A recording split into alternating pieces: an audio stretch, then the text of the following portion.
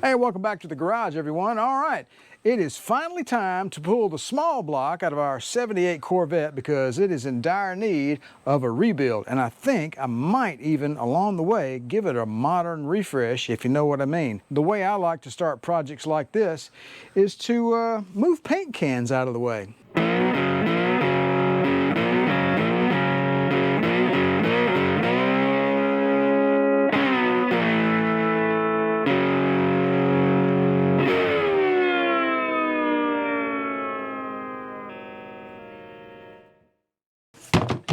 So the Mercedes 300 SD is right at 200 inches long.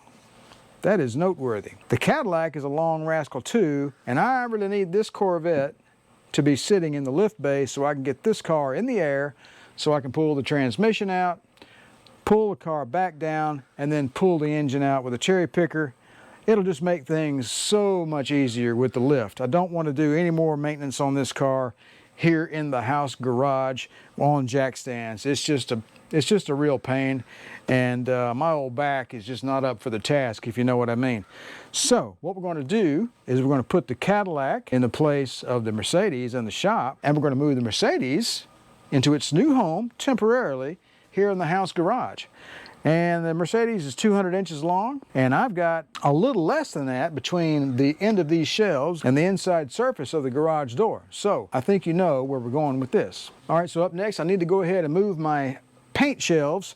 That's where I keep all my rollers and paint buckets and leftover house paint and things like that. So it's been sitting here for years, but it is time to go because we don't have enough room for the Mercedes, and I've got a nice space right over there behind the air conditioner, and I think that's where it's going to live its new life. I'm going to go ahead and get this junk out of the way, and then we'll get this Corvette on the ground and start moving some cars around.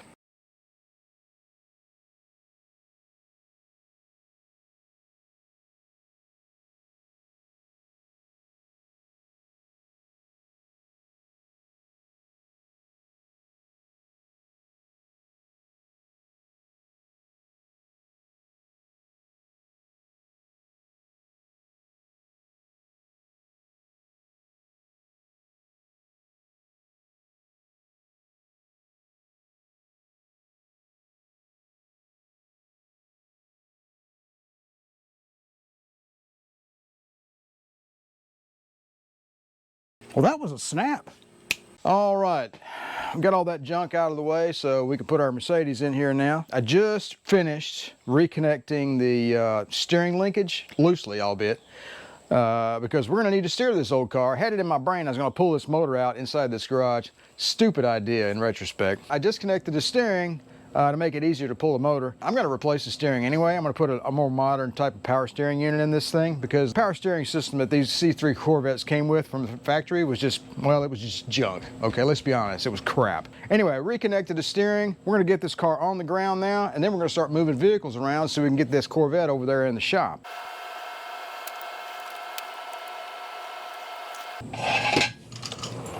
It only creaked a little bit. I don't know if you guys remember seeing the two videos I made where I restored this floor jack. I said to myself, yeah, I'm going to paint that and make it look pretty and all that jazz. That never happened. So.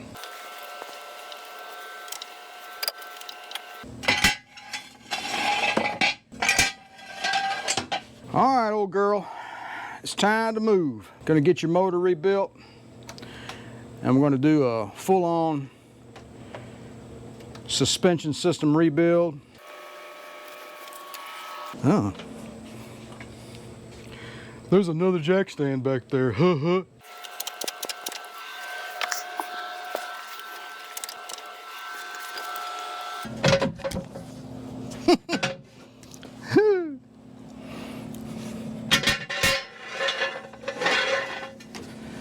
Here at Impala-Man's Garage, we do things in a nice, safe way. But I did have that third jack stand underneath the... Anyway, you get it. It was safe for a while. She's on the ground. All right, it's time now to move some cars around.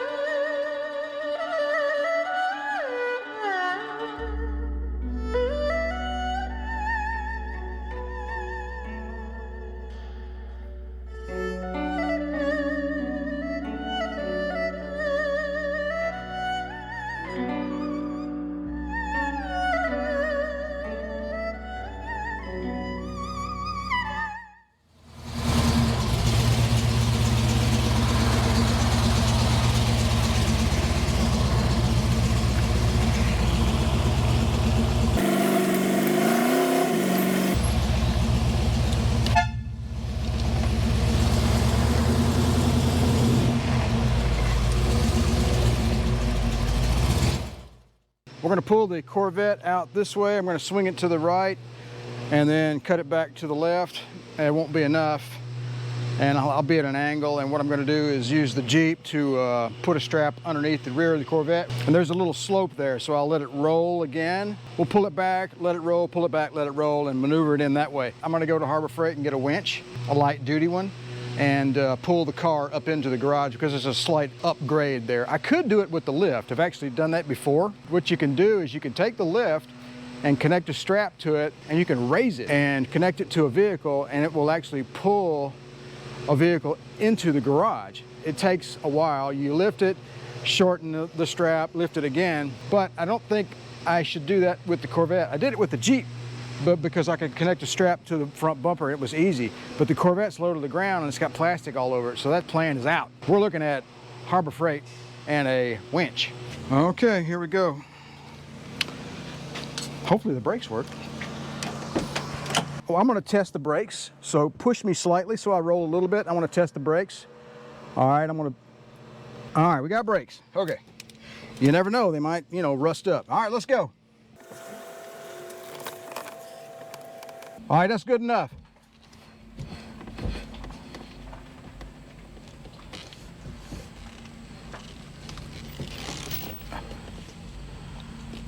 I can hear the drive shaft turning.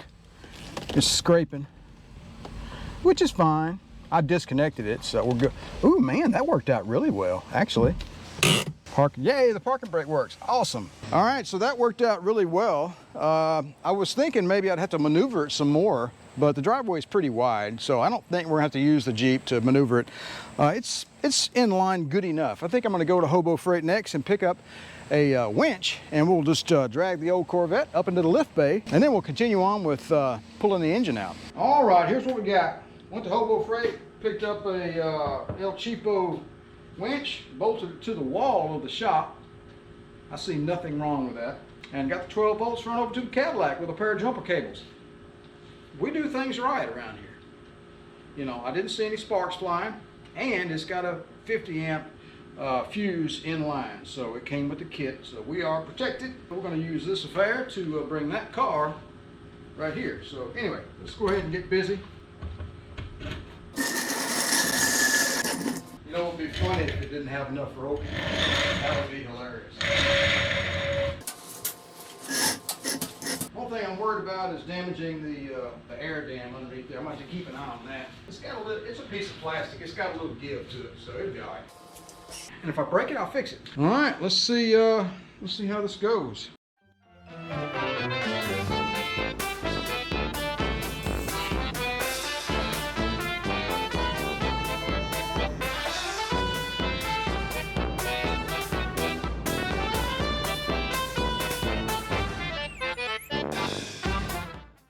All right, before we go any further on any of these projects, we've got to have some light in this place. We are running, or were running, 10-year-old bulbs. And that ain't gonna work. Look at that, look at that. All the bulbs on this side were completely out, and there's only 2 left on the other, in the lift bay, that work. So we got ourselves a contractor 15 pack. And I know that fluorescent lights are not glamorous or exciting like LEDs are, but they are cost effective. Let me pull this old rascal out, change these other bulbs out, and then let's go ahead and get the Corvette in the air.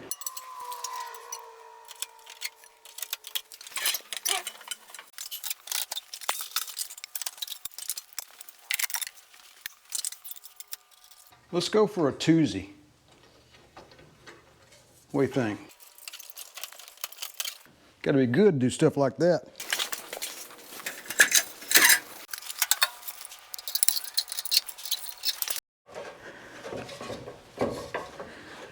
Anytime you use an extension ladder, you want to make sure your angle is right and that you have a good grip on the bottom. You don't want it sliding out underneath you. And you don't want the ladder at too steep of an angle. People hurt themselves all the time on ladders I guess I'm not telling you anything you don't know, but I guess really what I'm trying to do is help folks avoid an accident so, you know, you could hurt yourself real bad, ruin your life, you know, on a ladder. It's, you got to be careful. Really, I should have a safety observer out here.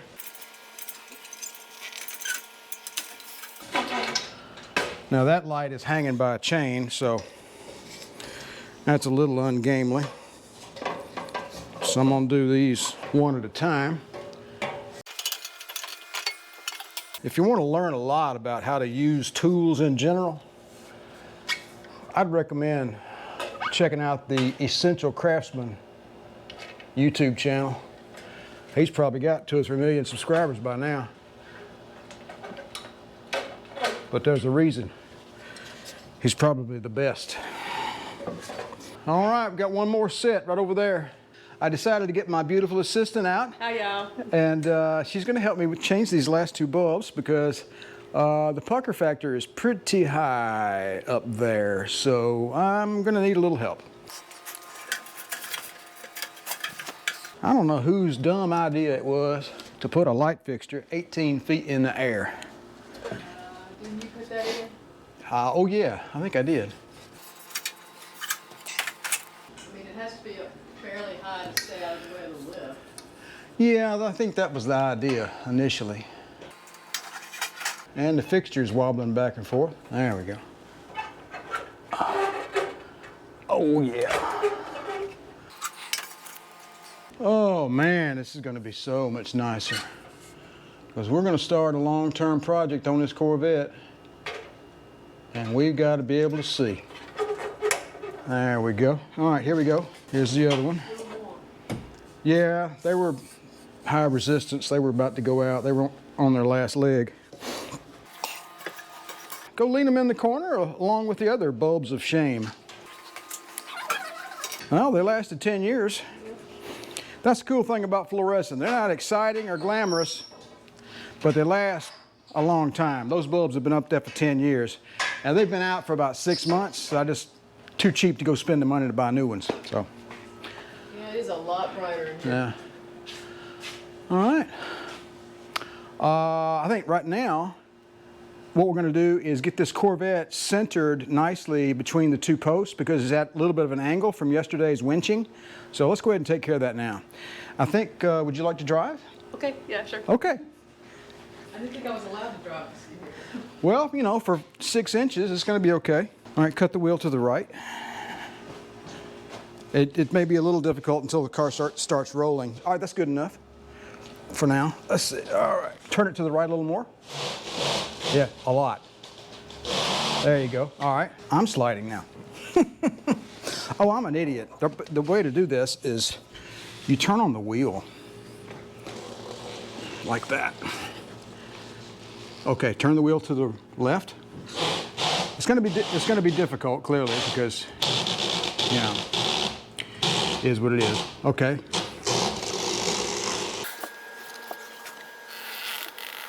All right, turn the wheel to the right. Or go back to the left a little bit. I'm gonna center it. All right, a little more. Okay, stop. All right, cut the wheel to the right a little bit. A little more.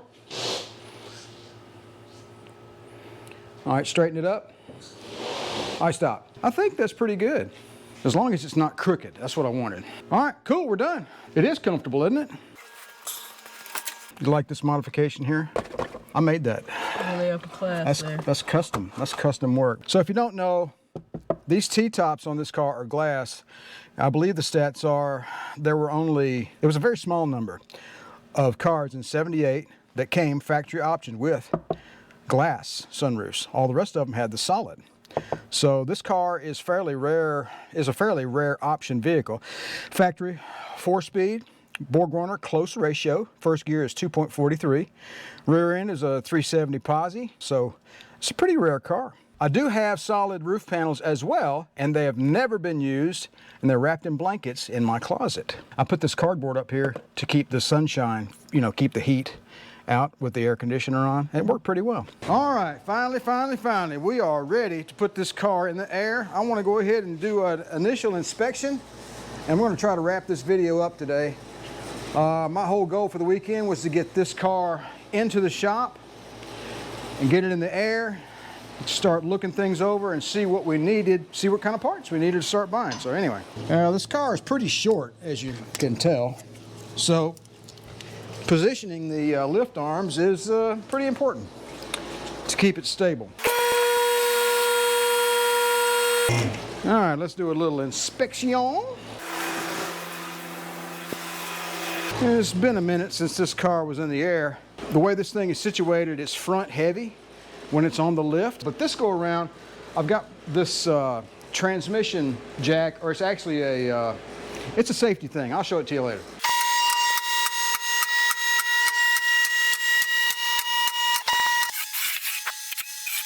All right, let's get some stabilization. Yeah, that's much nicer. Much nicer indeed. All right, let's go ahead and finish this video up by doing an undercarriage inspection and see what all we need to do on our old 78 C3 Silver Anniversary. Let's see what we have here. So as you can tell, I have already removed the exhaust manifolds, and the exhaust is disconnected. The steering linkage is connected loosely. I reconnected that in the house garage. The valve cover gaskets on this engine always leaked. I never could make them not leak. So we're going to fix that when we have the engine redone, I think. So clutch linkage has already been removed. All of these parts that I've removed from this car are in bags and are labeled, and they're over in the house garage. And I'm going to clean off the bench over there, and we'll put everything over there so we can keep track of it. This is chambered exhaust. I put this on about 12 years ago. It gives it that late 60s, really rattly muscle car sound. I've got a lot of chop to it. So anyway, you can hear that in previous videos. Pretty nasty underneath here, but keep in mind, this is all from 1978, except for these, well, I'll take that back. I did replace the brake calipers, I don't know when, probably 15 years ago, because the brake calipers were stock and they were still running the original fluid, and that was silly. And one day I couldn't stop my car and I wondered why, and well, there you go. But everything else is factory. This is what you get right here. You see this rubber hose? When you leave a car, it's been raining a lot the last 18 months or so, and when you leave a car in storage, see that white stuff on that rubber hose? That's mold. So that is not cool, man. All the metal stuff is fine. I kept the mold from coming back in the interior with some white vinegar and water, and I kept a fan running in the car all the time, and that fixed that problem. But you can see the non-metal surfaces here. This is just, I guess, plastic or something. And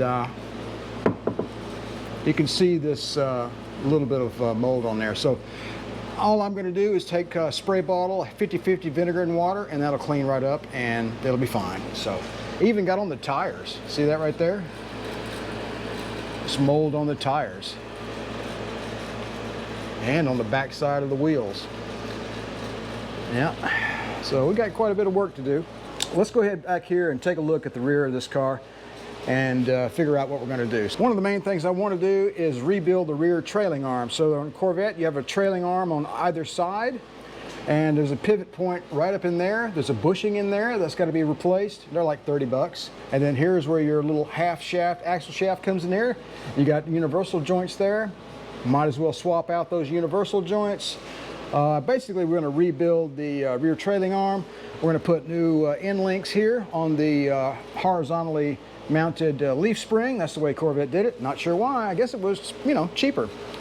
So we got some, we have a rear anti-sway bar here, a little bitty one. So this car came with what was called Gymkhana suspension, okay? What does that mean? It means it came with this tiny little torsion bar or stabilizer bar or anti-sway bar, whatever you want to call it. That's what you got with Gymkhana suspension. So anyway, we got some rubber bushings there and there in the mount. Actually they're in good shape, but we're going to change them out anyway. The spare tire, that spare tire is original to 78 and has never been on the car. See that piece of rubber that covers the key? This is the key to get into the spare tire, coated with mold. Anyway, so I'm gonna have to get underneath here and do a lot of cleaning, clearly, because that really bugs me. And in links over here, we'll do shocks. Actually, I had these shocks done, replaced about 10 years ago, but we'll change them out anyway. And we got this this swing arm here. I forget the name of it, but I've got one on either side. It's for lateral stability, similar to a Panhard arm, I believe. I'm not sure what you call it. We'll probably do wheel bearings as well, all the way around. We're going to do all these bushings. These brake lines are fine. I changed those out when I did the brakes all the way around this car. I had forgotten about that. I saw some lettering written on something. Where was it? There it is, right back there. There's some lettering on the drive shaft. That's pretty interesting. When I pull that drive shaft down later on, we're going to see what that lettering is. I wonder if that was something from the factory in '78. I do have the build sheet for this car. I found it. Where was it? It was tucked away. I forget where it was. It was tucked away up in there, I think, if I'm not mistaken. It's in bits and pieces. I have it in a plastic bag in the house. But as you can see, this car doesn't have any rust on it. Of course, you know, with a Chevy, it leaks everywhere, so it has a natural tendency to not rust, you know. It's a little joke, folks. Just relax. 4-speed gearbox, BorgWarner 4-speed close ratio. I've got the bolts out of that already, and she's ready to go. That's the first thing I'm gonna do. I was take this transmission out. That's the very first thing I'm gonna do. And up here in the front, we're gonna go ahead and put upper and lower control arm bushings in. We'll replace the shocks. We'll do wheel bearings. We'll do ball joints. We'll do tie rod ends. We want the old girl to drive nice. And then this massive, massive sway bar here. Man, that thing is a monster. Look at that. That'll get end links and bushings as well. This mold just really chaps my butt. But a little vinegar and water will take care of that. Now, I know it looks kind of old and nasty underneath here, but you know how I do things in this shop. By the time we're done with this car, it's going to look, the underneath is going to look brand new, just like that old Cadillac was sitting right over there. So this is going to be done right. It's going to be done well. We're going to get this car back on the road. All right, let's get it back down on the ground and take a look underneath the hood. All right. Take a look what we got here. The leaves are still down there from when I pulled all this stuff apart a couple of years ago. And a little cardboard there to keep rodents from, you know, doing stuff in the intake manifold. I put that reflective stuff over there on the air conditioning box years ago in an attempt to help the, you know, air conditioner be more efficient. So it worked fairly well, actually.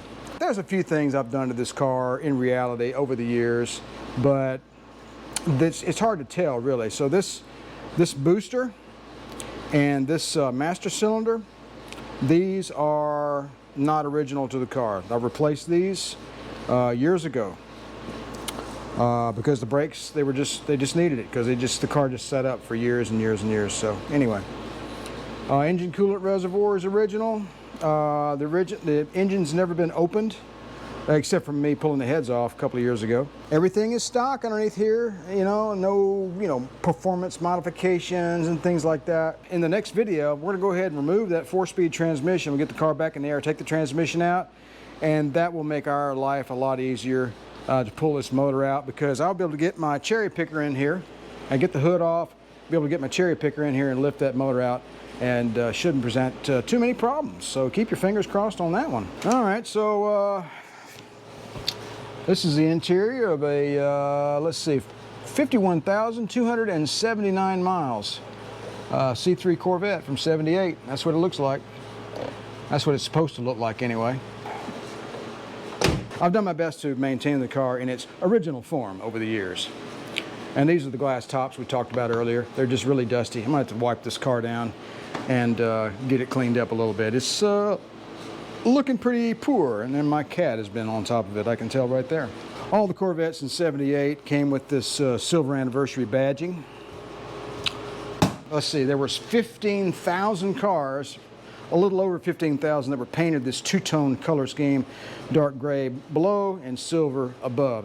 They called that the Silver Anniversary Edition. So I'm probably not telling you guys anything you don't already know, however, though I know there's a lot of Corvette guys out there that know these cars like the back of their hand. All right, folks, I'm going to go ahead and wrap this video up.